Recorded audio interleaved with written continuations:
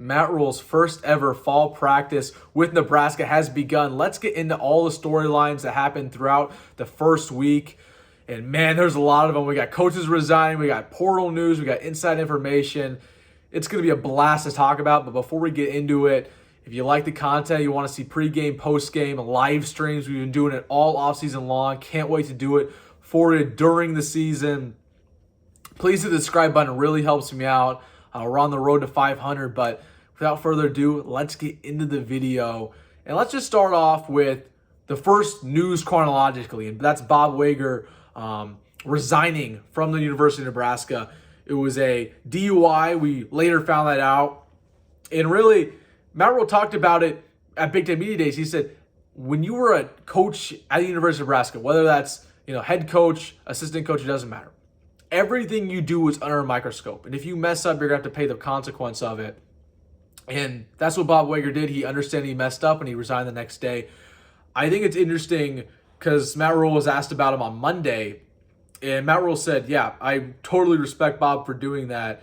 I don't judge a man, what on his actions during his hardest moments of his life. I judge a man on how he responds to them. And I think that was powerful. Something to mention, though, is that Garrett McGuire was in the car with Bob Wager coming home that night when he did receive his DUI, but it doesn't look like Garrett McGuire is going to have any legal trouble. He wasn't intoxicated, so that's definitely something to mention. Josh Martin is our new tight end coach. Just want to run over him really quick. 4 years of experience. He was the tight end coach at SMU. Had a couple NFL players drafted from there, so we're in good hands. I mean, it's not like we're dropping down that much. It was interesting to see Sean Callahan and Sipple basically trashing Wager like the day after. They were saying Bob Wager didn't recruit at all when he was here, and it's a replaceable spot. Tight end coach is replaceable, which I agree with. But that's interesting that the media knows all this information and they don't release it until it's too late. It doesn't matter. So I've always found that interesting, and that's been the way. That's how the media is. But let's get into the second kind of most important piece of information, and that's Myles Farmer. So about a week ago, the rumors started flying that Myles Farmer was no longer with the team. Matt Rule addressed that, said, hey, he is with the team. He's just suspended. The ball's going to be in his court whether he wants to return or not. And then 2 days later, Myles Farmer hit the transfer portal. First off, I don't think it was Myles Farmer's choice. I think that was kind of a Matt Rule way of saying, trying to cover it up a little bit. Because if you're Myles Farmer, why would you enter the transfer portal right now?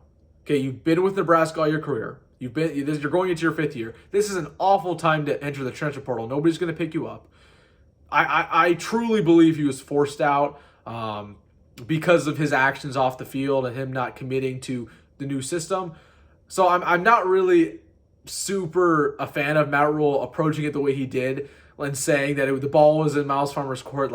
The ball was not in his court. There's no way, because I truly believe that if Myles Farmer had a choice, he would have came back. There's no way he would have entered the portal right now. Just with the way the portal works, he's not going to play football this year. I don't think that was his choice.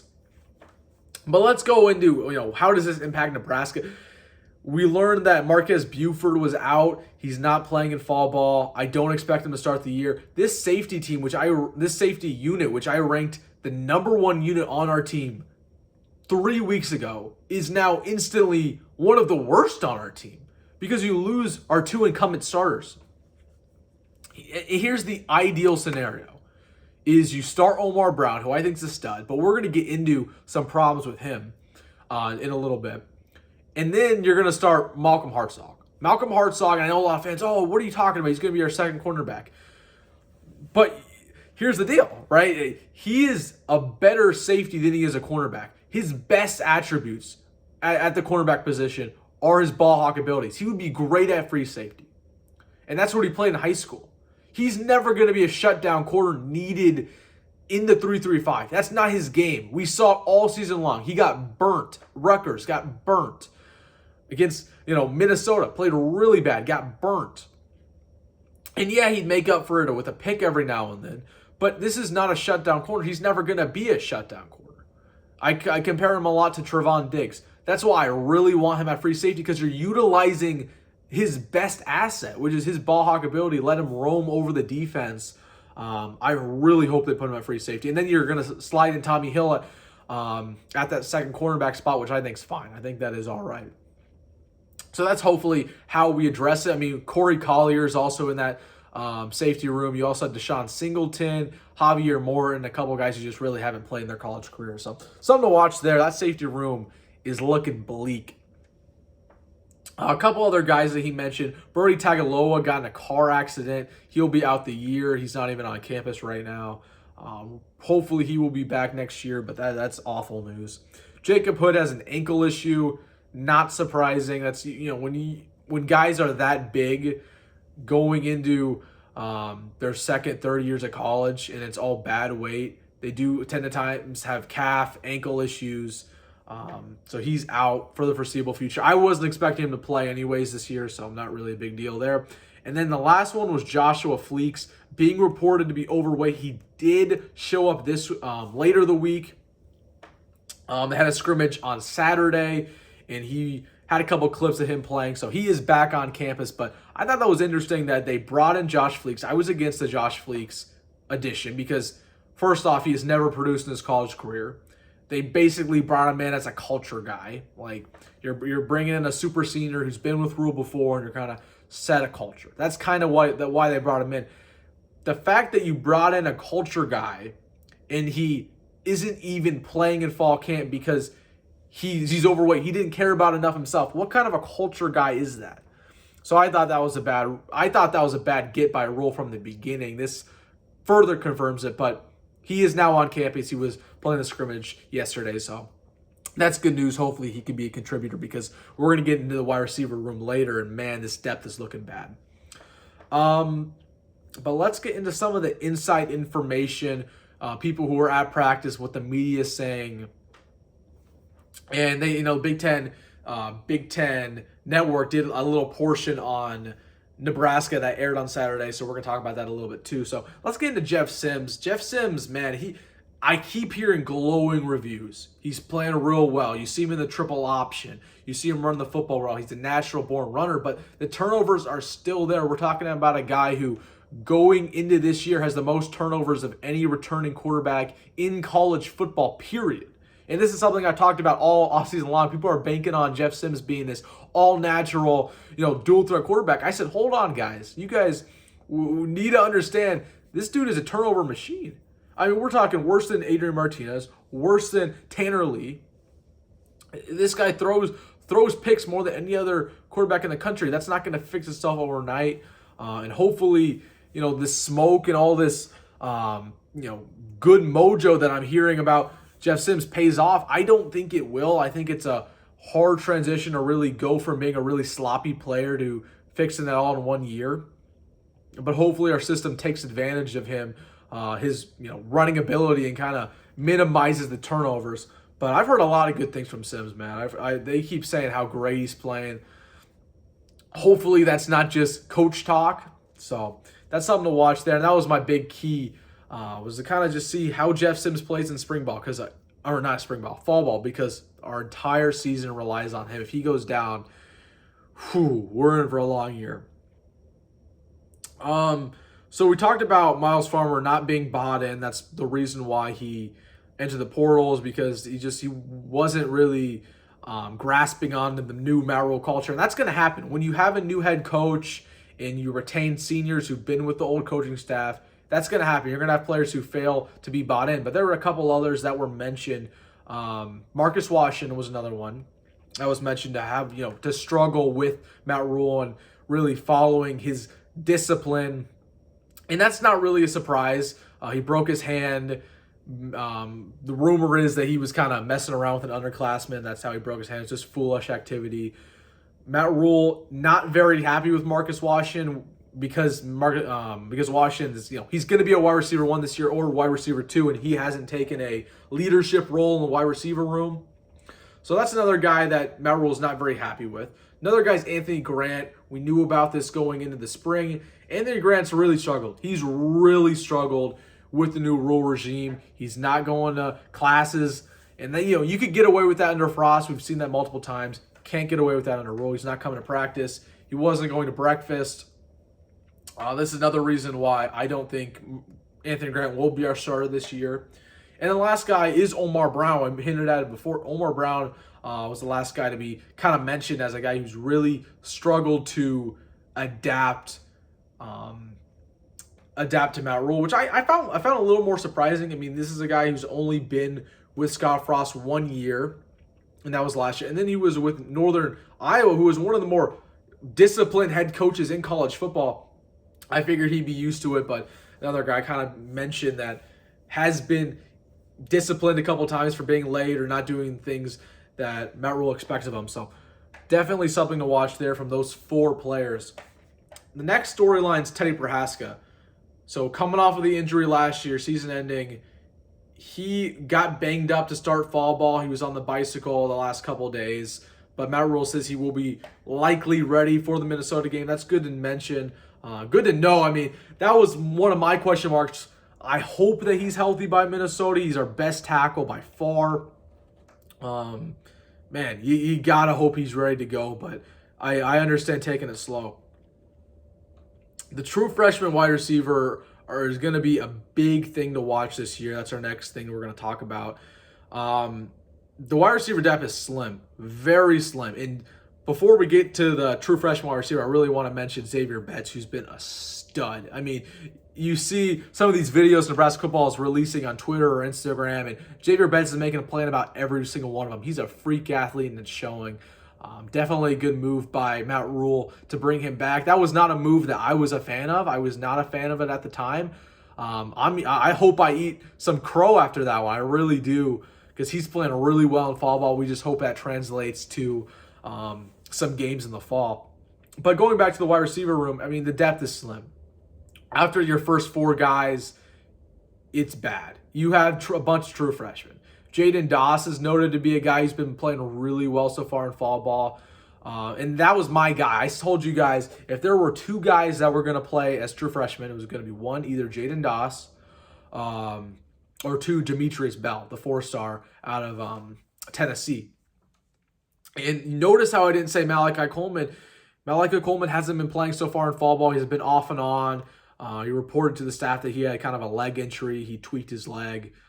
No really big details there. I don't know the whole story. Just kind of rumors. But yeah, he hasn't been available. And that's kind of been my thing about Malachi Coleman, is that freak athlete. He's a stud. He's so tall, so fast. But he just can't find the field, man. And we got to know. We got to know if he's committed to playing for Nebraska football. Because he has got to commit. He's got to commit to put in the effort. That's my whole thing about Malachi Coleman. I believe that he can, do what he needs to do on Saturdays. I'm worried about him doing what he needs to do on every single other day of the week and putting in the work. That's what I'm worried about with him. And that's, what I was kind of worried about with him in high school, and we didn't see that. So hopefully the staff kind of takes him under their wing. He's one of those guys that, going to need to be like a Xavier Betts. Like, the staff is going to need to take him under his wing and kind of teach him the way it needs to be. So hopefully we don't hear that again from Malachi Coleman, but that was my biggest concern about him, man. It was him being able to play, him being committed to playing. He needs to get on the field, man. He needs to get on the field. Going back to this running back room, it was noted that Gabe Irvin was running with the 1s basically all week. Johnson with the 2s, and then Anthony Grant with the 3s. This isn't surprising. I would not be surprised if this changes, but I think Gabe Irvin is your running back 1 going into Minnesota. They've been raving about him for a reason. I'm not saying this dude's going to be a Heisman or one of the best running backs in the Big Ten, but there's a reason they're hyping him up. And I think it's a no-brainer when you have a guy that's as talented as Gabe Irvin, when he does all the right things, and you compare him to a guy like Anthony Grant who's not doing all the right things. He's just a talented, but he's not doing the right things. Yeah, you're going to start Gabe Irvin every day of the week, so he's going to be your running back 1. Love that Ramir Johnson getting some reps with the 2s. This isn't a every down running back. This is a guy who should be in on third downs as your primary pass pro running back. I've talked about all offseason. I think he's one of the most underutilized running backs in the modern history of Nebraska football. Hopefully they find a role for him, but it's good to see that he's getting his due in practice so far. Going to the tight ends, a lot of good things, man. Thomas Fedoni is playing really well. According to reports, he likely will be tight end 1 it's still a battle. Nate Borgacher's playing really well as well. I saw a couple clips about of him. That was your tight end one for some of the year last year when Vokalek was out. My prediction is that Borgacher still starts, but with this offense, there's going to be two tight ends on the field a lot, so it really won't matter. Both of them are really adequate starters in the Big Ten. Love to hear about Fedoni. I knew Borgacher. Borgacher was a guy you could kind of pencil in as being a productive starter. Fedoni, a lot of red flags, things you're still worried about, but he's been playing real well in fall ball so far. That's great news. This one was probably the biggest storyline on the defense, and it's Eric Fields. Eric Fields immediately kind of a fan favorite. We got him when Rule first came here as a head coach. He was within a week or two. Guy who was really under-recruited. Only had offers from like Arkansas State, some random schools. And you watch his film, you're like, holy crap, how is this guy not a 4-star? How is he not getting offers from some of the top universities in the country? He was just run all over there. He's playing well in fall practice. I mean, every single day I'm hearing something about how well Eric Fields is playing. He is not a guy the staff is intending to redshirt. I've even heard that he might even start at the rover position, the position that Isaac Gifford's playing, Buda Wright's playing, kind of more of a hybrid linebacker safety. I think that would fit him, specifically. I talked about him when he first committed to us. This is a guy who, hard hitter, really good speed. It fits him perfectly. So that's something to watch. Eric Fields, I didn't think he was going to play true freshman. He was still kind of raw looking at his tape, but man, apparently he's playing real well. And the last thing to talk about is Tristan Alvano. Tristan Alvano has played really well. I keep hearing about him nailing it from everywhere on the field. 50 yards out, 60 yards out. This is a guy... I still think Bleekrod will be our starter week 1. And I think that's just because he's been in college. He's been in college longer. They're going to give it to the older player. But I think if Alvano ever gets an opportunity to start this year, he will not give it back. And again, a worst case scenario, Bleekrod will be amazing, and then Alvano will be our kicker next year. So that's awesome. That's awesome. But do not expect Alvano to redshirt. There's 4 guys that you're not going to expect to redshirt. That's going to be Eric Fields, Tristan Alvano, Cameron Lenhard, and Princewell Emmanuel. Those guys, do not expect them to redshirt.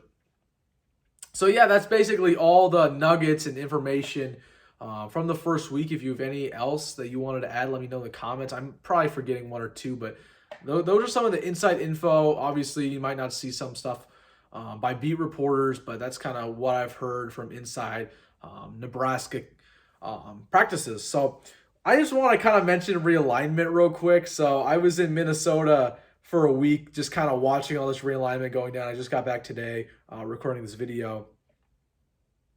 And at first I thought Oregon, Washington, we're going to go to the Big 12. There were some rumors around that. But yeah, they came to the Big 10 just like we kind of always thought they were going to initially when the UCLA and USC joined. I think this will get to 20 when it's all said and done. I think Stanford's going to join, and I think they're pushing for Notre Dame. I think Notre Dame is going to go to the ACC.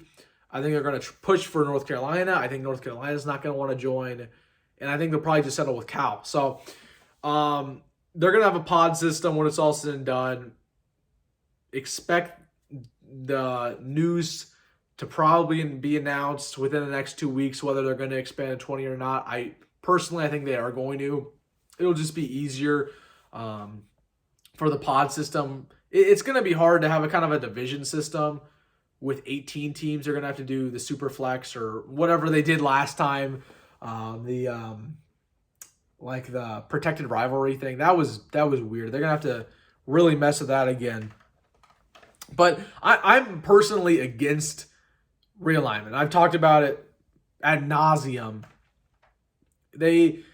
I really ticked me off because Nebraska put out a statement. They were like, welcome Oregon, welcome Washington State. Not Washington State, Washington. And they were like, this is going to be such a good thing for our fans. We have so much alumni on the West Coast. No, this is a terrible thing for our fans. This is a terrible thing. Yeah, maybe the few that are on the West Coast will be benefited by this. Yeah, sure. But long gone are the days of, a quick road trip north, or south to go watch your team play. No longer are the days. There's a list of things realignment benefits, and on number 10,000 is the fans. Fans are being screwed by this. So I really was frustrated by this, by them kind of making that statement. I know they're forced to, and the university is certainly happy by this. They're going to make, so much money off this, but I hated that statement by Nebraska. How dare you really have the audacity to say the fan base is going to be benefited by this? They're going to be benefited by maybe some more games to watch and better games to watch, but no. If we're talking about fan base being benefited, no. The fan base benefits off close regional games. So another reason why I'm against realignment simply is rivalries are being sacrificed. We've seen it with Nebraska. They tried to force Wisconsin on us. That failed. They tried to force Minnesota on us as a rival. That failed. The only reason why Iowa kind of worked as a rival is because it already was a rivalry. That was already kind of there. I mean, look at it from the perspective of Penn State. Penn State's been in the Big Ten for 30 years. 30 years. They were independent before that. When they announced the protected rivalries earlier this summer, Penn State was the only team to not have a rival. Rivalries do not develop that easy. They don't. So that's going to be completely thrown out the window with realignment. We already know that. The Apple Cup is dead. The Civil War is dead. All these rivalries that we've got to know all our lives that have been developing for the last 100 years are dead. And that makes me mad because that's what college football thrives off of, is rivalries, is that atmosphere. That's what makes it different from the NFL. That's what makes it different from the NBA. It's none other. It's not even close. It's like every state for themselves. That's what makes it important. That's what makes it special. When you do all this realignment, you're taking away the small traits and quirks from college football that make it special, that make it a marketable product. At the end of the day, if we keep doing this, we keep doing realignment, and we keep, having these super conferences, we're just going to be the NFL. And there's no reason to watch college football on Saturdays then, because there's no reason that, it's more special. Because what I grew up on was watching rivalries on rivalry weekend. That mattered to everybody. It wasn't just watching Nebraska versus Iowa. It wasn't just watching, Oklahoma versus Oklahoma State. It was watching these small ones too, like Oregon State, Washington State, the ones that matter, the ones that these fan bases care so much about. They're just, they're being killed. They're being killed.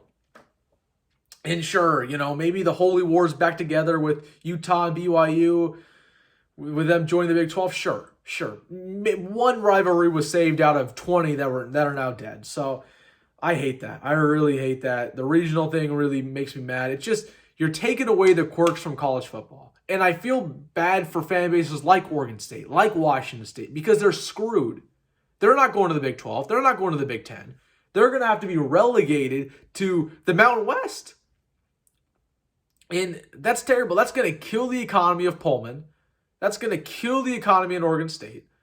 They're no longer going to bring in as much money from an athletic department standpoint. They're not going to have money to pay their coaches. They're not going to have enough money to pay their players when it comes to NIL. And their program is going to go in a massive decline. And I feel bad because those are two of the best fan bases in college football. So I hate realignment. I know that shouldn't be a controversial take. I just hate realignment. It takes away the tradition. It takes away what matters most. I know it's really easy to look at it and be optimistic as a Nebraska fan because we're on the inside. We're benefiting from this. We don't have to worry about where we are going to be in 20 years, right? We're going to be in the Big Ten. We're going to be thriving. But it's not that easy when you're looking at a team like Oregon State or Washington State, and they don't know where their team's going to be in 20 years. They might not even have a real team. So that's what makes me frustrated. I just wanted to kind of have a say about realignment. Everybody's, saying their piece on realignment. I just hate it. And I just hate it because college football is not a sport that needs to be changed. You can change things and tweak things in the NFL. That's fine. You can tweak things in the NBA. That's fine. college football should stay the same because that's what works. That's what it's all about, is tradition. Okay, it is the only sport in the entire world, really, that benefits as much off tradition and yearly, bowls and all that as much as college football. And we've seen bowl games die. We've seen, people staying with one university their entire career die. That's dead. Depth charts are dead. Traditional coaching trees are dead. I mean, we're talking about everything that college football used to thrive off of is dying in front of us. And I still think that college football is going to be a good product. Don't get me wrong. I think college football is going to be a great product. It's hard to screw it up, but it's not going to be anything close to what we're used to. And you got to hope that the people in charge at the Big Ten, at the SEC, shape the future in a way that's perfect for the fans, for the student athlete, and for the continuance of the game, because I'm worried that in 20 years down the line, and I was talking about this earlier, I don't have to worry about the NFL existing in 50 years. I don't have to worry about the MLB existing in 50 years. They're going to exist because they have rules in place for it to exist. It's never going to go away. I am worried about college football existing in 50 years.